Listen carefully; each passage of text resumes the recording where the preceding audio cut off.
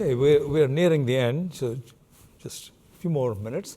I want to now invite my colleague Krish Nangegadda, who's affiliated with us and also affiliated with a school called GITAM University, with whom the Center for Emerging Markets and Northeastern have been working to promote entrepreneurship at the college level across the country by organizing education training for faculty who teach entrepreneurship, but also by promoting and organizing a national competition, Pitch Fest, which culminates at GITAM University with the finalists.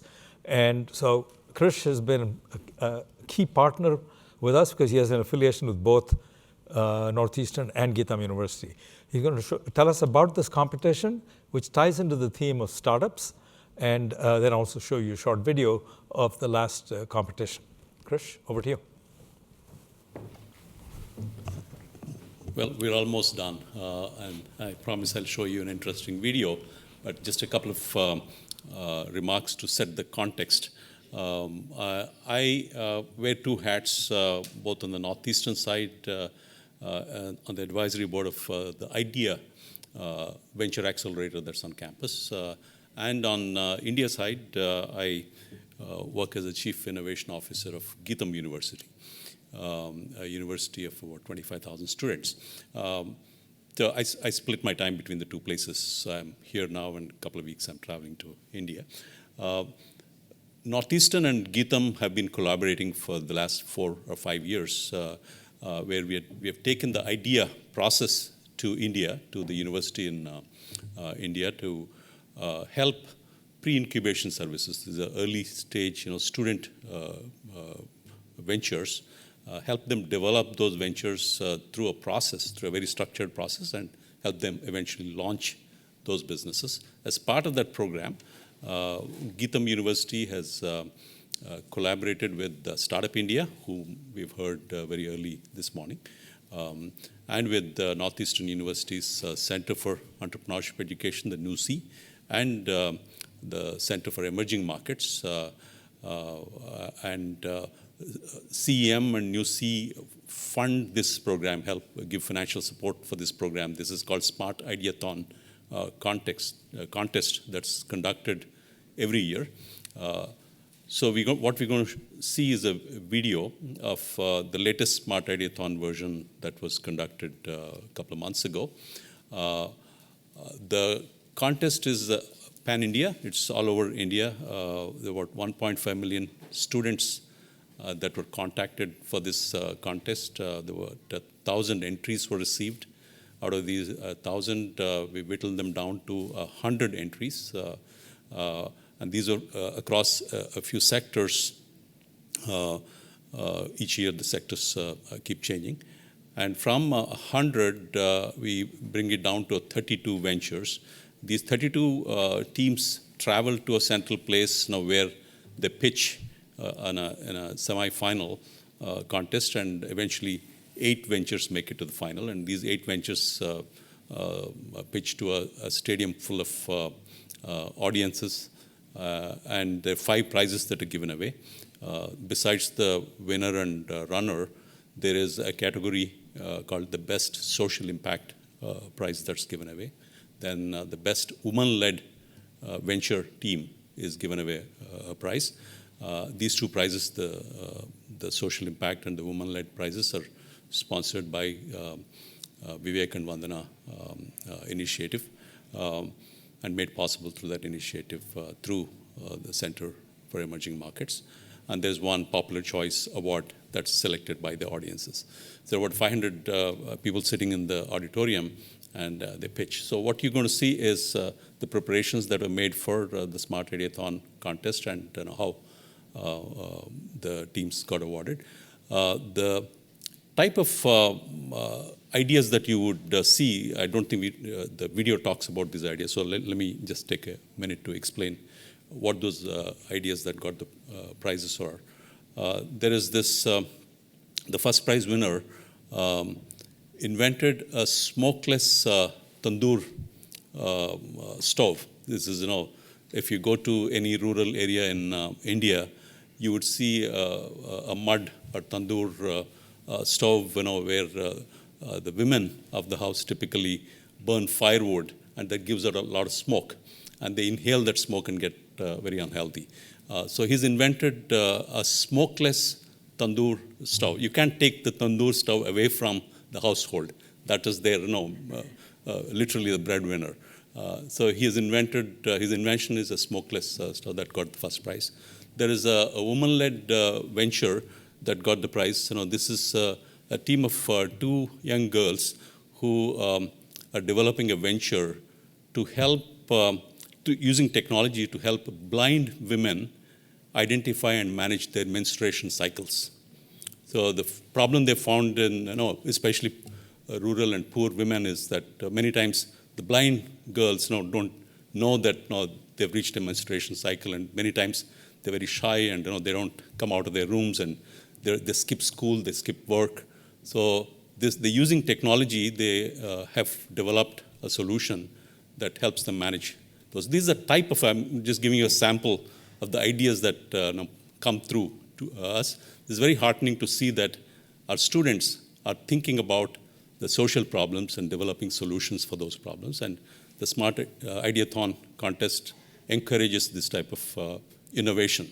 So we'll go on to the video and watch it. It's a little spotty. The quality is not great because the video was not captured. It was picked up from a number of videos and got patched together. So bear with us about the quality, but I'll give you an idea of what the extent of the contest was. Can we roll it? Thank you.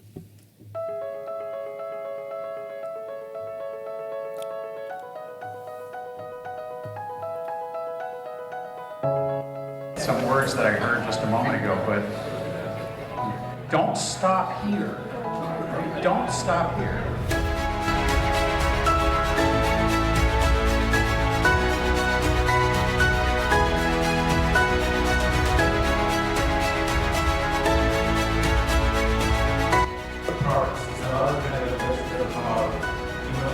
Like India.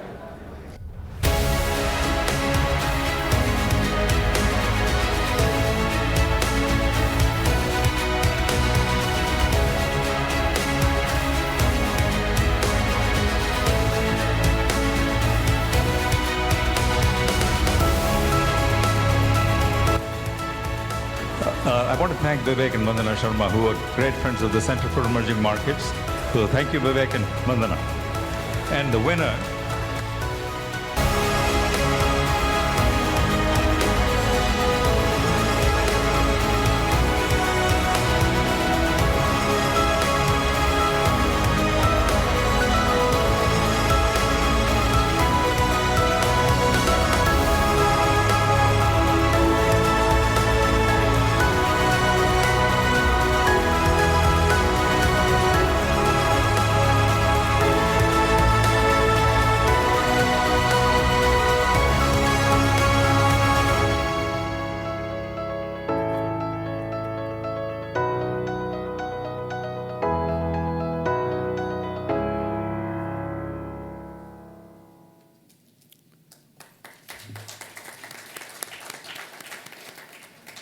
The winners are going to, as part of the reward that they get, is they win some cash.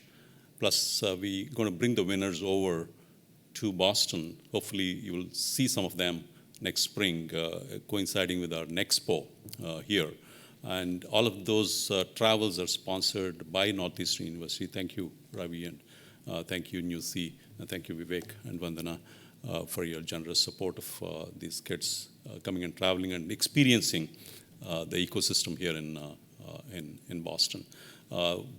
We are, again, visas has been a challenge. There are no business visas that are easily available. So hopefully they'll get their visas and we'll see them in April. Thank you very much.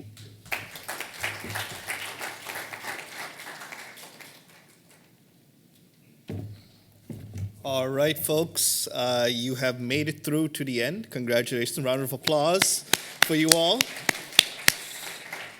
Soon you'll be able to enjoy the great weather we still have outside. But I just want to leave with a few just notes, things that I just stuck in my brain that I just wanted to re-highlight before Ravi closes today's session.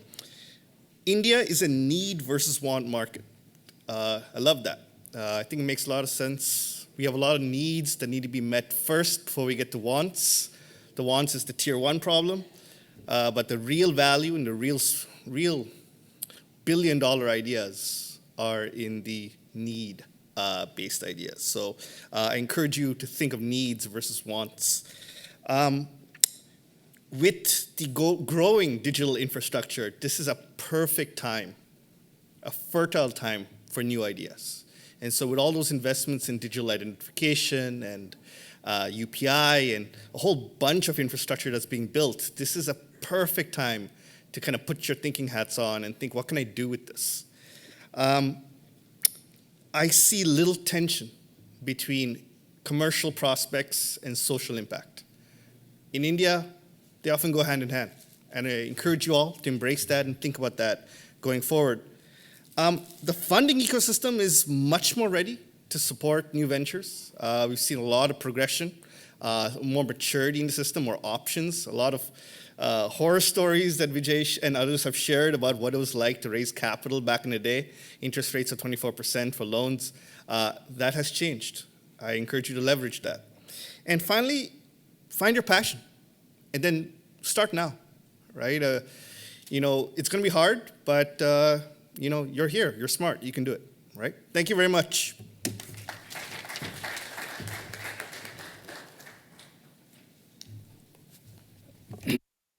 Yeah, I just have a few more things to add to that. I think we could all go on, each of us reflect on what we learned from this day. One thing I think I'm more comfortable is removing the question mark at the end of that title. I started out saying India Startup Nation, question mark. After all the things I've heard today, I'm ready to drop the question mark. Maybe not the startup nation, but it is definitely a startup nation based on all the energy that we've heard from the founders, from the investors, and so on. The other thing that I think is reinforced is that in today's world, innovation can come from anywhere. If all of this is happening in India, I bet you most people in the US don't know this is all happening. The things we've talked about, most people in the US wouldn't know. Many of us Indians or Indian origin also may not have realized all the stuff that's happening back in India. So the potential for innovation in today's world, I think, is that great ideas can come from many parts of the world. It's not a monopoly anymore of just a few locations. But that said, I think there would be some differentiation, some specialization in the kinds of innovations that come from different places. I do believe in some of my own previous work that the emerging markets like India are laboratories for affordability innovation, for making products simple, for making products rugged and easy to use. And these are characteristics, if you develop them for the Indian market, for the need segment, because like what you're doing with Krishna, these models can be multiplied many times over, not only across India, but across the world, and sometimes even in the developed countries. I heard you, Lata, saying, can we do some of that in the US? I think it's a very relevant question both for us to be asking and for entrepreneurs to be asking. Because entrepreneurs should not assume that if they invent or develop something for India, that its applicability is limited to the Indian context. In today's world, it's probably also going to be relevant to at least 3 or 4 or 5 billion people outside India who are in other developing countries, and probably, in some cases, even to the 2 billion people living in the developed countries. And that, I think, is the wonderful promise of innovation from countries like India. I think we also learn all kinds of wonderful lessons about how to be an entrepreneur, the practical aspects of it, the realities of that journey. But most importantly, I hope for those of you who are students whose whole career is ahead of yours, that you are inspired in some way to do something differently from what you would have done before you came to this event. I think Kunal said in his remarks, he would be happy if he changed one person's mind in this room. And I wouldn't be surprised if, in fact, more people were not changed in their thinking about whatever it is they wanted to do. So if that has happened, and I hope that has happened, then I think we can say we've had a fruitful day. And so I want to conclude by thanking a lot of people who made today's event possible. Most important, of course, are all our speakers who have given their time, late in the night in the case of those who participate remotely, and people like Karthik and Pallavi Jain who have come from India and have given us the pleasure of continuing to interact with you after your sessions are over. So thank you very much. It is not going unnoticed. It is not going unappreciated. We really know how much you put yourself through for our benefit. So thank you very much for that. We also would like to thank again Vivek and Vandana Sharma for funding the Vivek Vandana Sharma India Initiative, and this is a piece of it, an important piece of it, that we've been able to do for now the second time. And I think, Vivek, this is going to be an annual feature. Do you think we should continue this? Okay. That's true. That's what we committed to. And I think we already have a topic for next year. It's going to be family business. And so I think it'll be another very interesting event. Also would like to thank American Tower for its sponsorship. Sanjay Agarwal was here earlier. He's one of the people instrumental in making that happen. I want to thank Venkat for being a partner in this entire endeavor, lasting several weeks and multiple meetings. I want to thank Greg Collier and Krish Nangegadda for also helping with several aspects of our program, including the Smart Ideathon venture. I want to thank Sharad Sharma in particular for introducing me to both Vijay Shekhar and to Kunal Bahl, both of whom were terrific speakers. I want to thank Adam for the video production in the back, and Jamie for the IT support, which went without a hitch. I want to thank Victoria who came in on a Saturday to help with the admissions and the management of the entire downstairs operation to make sure we didn't have too many people up here compared to the food that we had ordered. But luckily, everything was in perfect harmony, and I think we had a wonderful program. Last but not least, I want to thank Catherine Slomsky. Where are you, Catherine? Stand up.